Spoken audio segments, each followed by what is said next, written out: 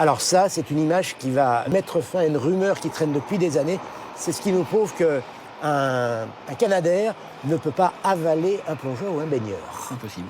Et grâce à ces écopes, on va pouvoir faire rentrer plusieurs milliers de litres d'eau dans les soutes. 6000 exactement. 6000 litres. Le Canadair est un avion amphibie. En cas d'avarie, il peut amérir et naviguer. Et il peut ensuite redécoller, comme un hydravion.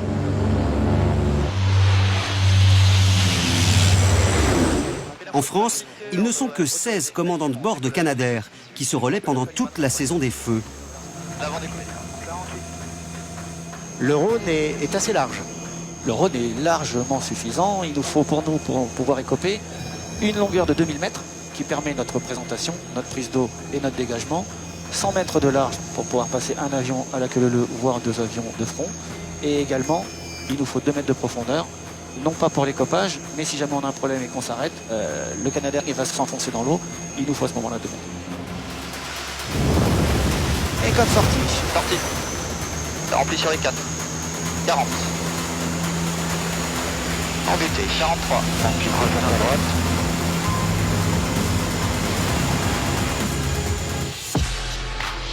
« 6 tonnes d'eau larguées en 2 secondes. Au sol, l'impact est énorme. Cette force, ajoutée à l'effet de souffle, contribue à étouffer les flammes. Waouh! À cause des fumées trop denses, il est bien souvent impossible de combattre directement la tête du feu. Les pilotes n'ont aucune visibilité et la température peut monter jusqu'à 1200 degrés. L'eau qui serait larguée s'évaporerait avant de toucher le sol.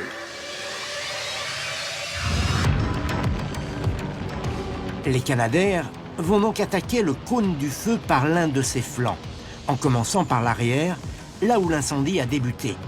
À chaque passage, ils larguent une bande d'eau de 100 mètres de long et se rapprochent progressivement du front de l'incendie. Objectif, refermer l'éventail des flammes et affaiblir la tête du feu.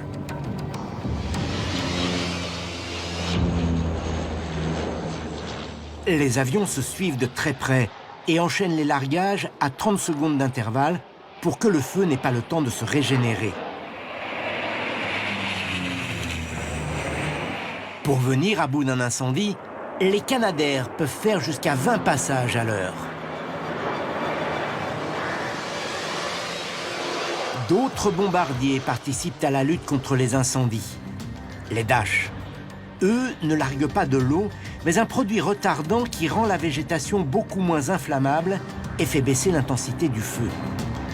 Il est composé d'un produit ignifugeant, d'argile et d'oxyde de fer qui lui donne sa couleur rouge et qui permet aux autres pilotes de repérer les zones déjà traitées.